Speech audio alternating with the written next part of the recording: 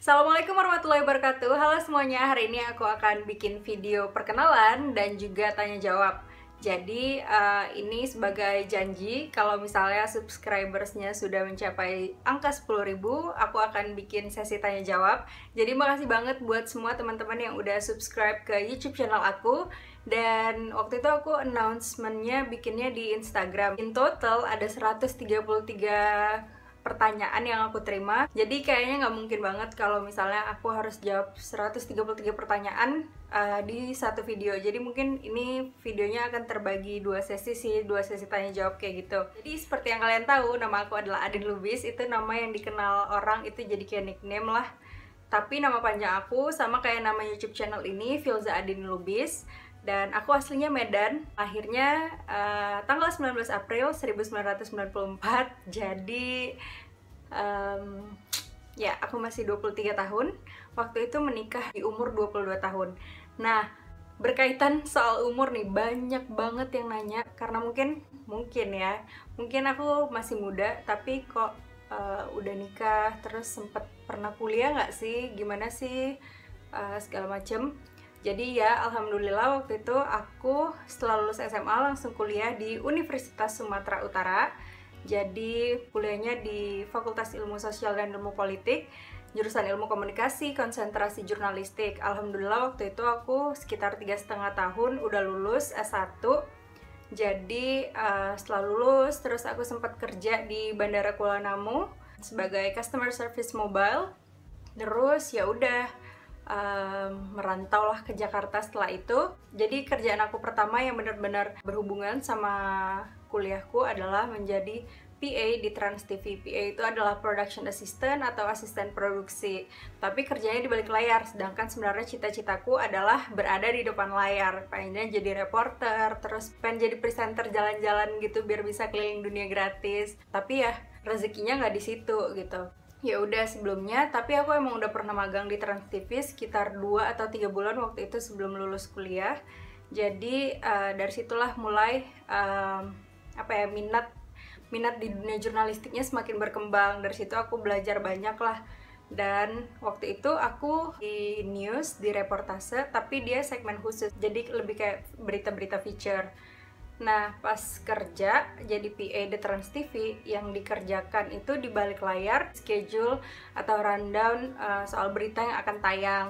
Terus pekerjaan utamanya adalah bertanggung jawab mulai dari pra-produksi sampai pasca produksi. Dan di situ aku terlibat sebagai dubber juga. Jadi ketika jadi PA di Trans TV, mulai aktif dubbing. Dan aku kerja sebagai PA itu hanya sekitar setengah tahun. Terus pindah ke viva.co.id, kerja jadi reporter media online, karena aku emang cita-citanya pengen jadi reporter. Jadi waktu itu, sebelum ulang tahun ke-22, aku punya goal, aku harus jadi reporter sebelum umur 22. Cuman ya gimana ya usaha dan doa lah pastinya. Terus Allah pengen banget jadi reporter segala macem. Alhamdulillah terkabul. Malah waktu itu di hari pertama aku terjun ke lapangan liputan, nah itu bertepatan banget sama hari ulang tahunku, dan liputannya waktu itu di Balai Kota. Jadi intinya jangan pernah takut bermimpi dan tetap usaha, tetap doa. Jangan cuman mimpi-mimpi tapi nggak ada usaha, nggak ada doa. Itu kayak a little bit impossible maybe. Mungkin segitu aja sih perkenalannya, tapi kita bisa lihat dulu ya. Ini dia list pertanyaannya, banyak banget ya. Oh, ini masih berkaitan tentang jurnalistik. Jadi ada yang nanya pekerjaan seorang jurnalis itu dan bagaimana dunia jurnalistik, pengalaman, dan pekerjaan yang sekarang. Jadi dunia jurnalistik itu ya tentunya berkaitan dengan media, itu adalah yang utama. Ya medianya bisa media elektronik ataupun media cetak. Jadi ya media mainstream kayak TV, kayak aku pernah kerja di Trans TV. Terus media elektronik sekarang yaitu online, pernah kerja di viva.co.id. Terus kalau media cetak ya koran, majalah juga lah. Tapi aku belum pernah ada pengalaman di media cetak sama sekali. Serunya itu jadi jurnalis. Kalau misalnya kayak reporter, aku waktu itu pernah jadi reporter online kan, bener-bener kerja ngeliput di lapangan, dan medannya itu selalu beda-beda. Jadi kita ketemu banyak orang, kita punya pengalaman di berbagai tempat. Jadi kayak misalnya biasanya cuma ngelihat Pak Menteri apa gitu, cuma dari TV, tiba-tiba wah sekarang ketemu langsung, wawancara langsung, seru aja sih. Terus ya banyak lah pengalaman-pengalaman seru lainnya. Cuman ada yang tidak mengenakan juga dari media ini, karena kebanyakan media sekarang itu nggak netral, jadi ada kepentingan pribadi lah, seperti kepentingan politik dan lain sebagainya. Jadi kadang-kadang fakta yang kita lihat di lapangan, yang kita tuliskan jadi berita, ketika masuk ke kantor itu bisa sedikit dirubah atau sedikit dipotong dan lain sebagainya. Jadi apa ya, misalnya sebenarnya kejadiannya A tapi ditulisnya jadi AB, kayak gitulah intinya. Jadi waktu itu sempat merasa pekerjaan ini bertolak belakang banget dengan hati nurani. Soalnya aku itu cita-cita jadi jurnalis dulu, mikirnya pengen jadi orang yang bermanfaat, karena sebaik-baik manusia adalah yang paling bermanfaat, yang paling banyak lah manfaatnya pokoknya. Jadi menurutku kalau aku jadi reporter, aku ada di lapangan, kejadian yang nggak semua orang tahu, aku lihat di depan mataku dan aku bisa sebarkan itu ke seluruh Indonesia, mungkin bahkan ke seluruh dunia, dan orang tahu.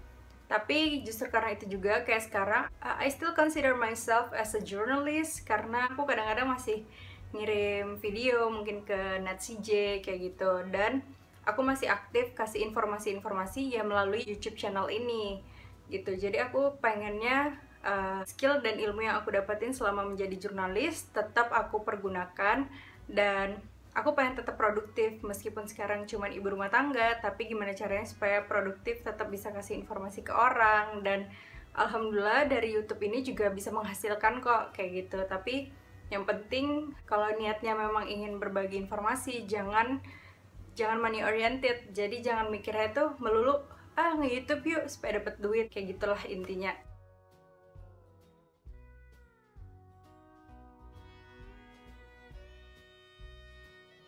Terus ini ada yang nanya cara mewujudkan mimpi jadi traveler.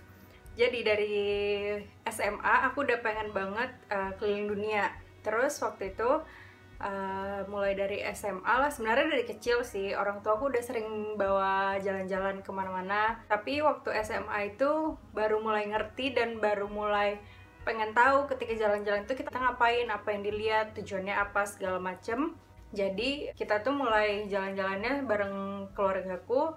Waktu itu ya negara-negara tetangga kita lah, Malaysia, Singapura, Thailand. Terus baru yang agak jauhan dikit ke Hong Kong. Terus alhamdulillah ya kalau misalnya holy journey gitu ya umroh. Terus abis itu ke Eropa. Nah itulah yang lintas benua, jalan-jalan lintas benua. Dan alhamdulillah waktu ke Eropa itu kita jalan-jalan ke 6 negara, mulai dari Swiss, Italia, Jerman, Belanda, Belgia, terus yang terakhir ke Prancis. Terus abis itu pernah jalan-jalan ke Jepang juga. Tapi ya mungkin ini rezeki aku ya, jadi punya orang tua yang emang bisa bawa ke berbagai negara. Terus karena aku emang hobinya traveling segala macem, tiba-tiba Allah kasih jodoh yang hobinya sama, yang emang passionnya itu di dunia traveling. Jadi ya bersyukur aja gitu bisa explore lebih banyak tempat, ataupun mengulang kembali perjalanan yang udah pernah kita jalani sendiri-sendiri waktu itu, sekarang bareng sama suami. Jadi balik lagi, meskipun aku selama ini jalan-jalannya nggak pernah yang kayak 100% uang sendiri, mungkin hanya 0, sekian persen lah uang aku yang dipakai untuk jalan-jalan ke luar negeri misalnya.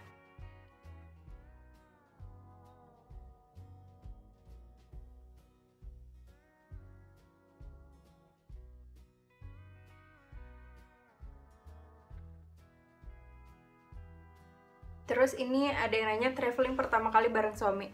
Pertama kali itu kita travelingnya setelah menikah ke Malaysia. Jadi kita jalan-jalan waktu itu di Kuala Lumpur cuma beberapa hari. Terus ini ada yang nanya biaya hidup di Eropa tuh kayak gimana. Yang pasti lebih mahal daripada di Indonesia.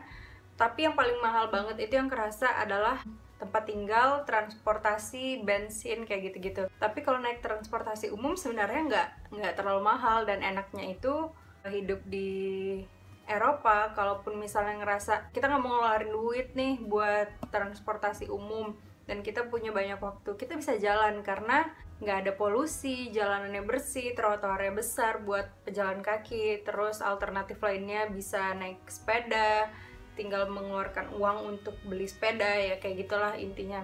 Kalau untuk biaya makan sendiri, misalnya ini belanja buat keperluan sehari-hari, di sana itu nggak ada yang namanya pasar tradisional. Jadi aku selalu belanja di supermarket. Kalau misalnya untuk daging halal, harus belinya di toko daging halal, jadi terpisah daripada sayur-sayuran, buah-buahan, dan keperluan yang lain, kayak gitu. Terus kalau misalnya pasar mingguan, misalnya Friday market, Saturday market, or Sunday market, something like that, itu selalu ada, tapi itu beda-beda di setiap kota. Jadi kalau misalnya kayak yang di Leuven, tempat kita tinggal sekarang, itu adanya Saturday market, dan yang dia jual itu adalah makanan-makanan spesial. Jadi kayak homemade brownies, terus ya banyak jenis-jenis cake, terus egg tartnya orang Portugis, apa ya namanya, pokoknya itulah. Terus bunga-bunga kalau misalnya lagi musimnya, terus madu, keju, tapi yang spesial, yang produknya ini fresh gitu-gitulah. Makanan Maroko juga ada, itu yang di pasar mingguan itu.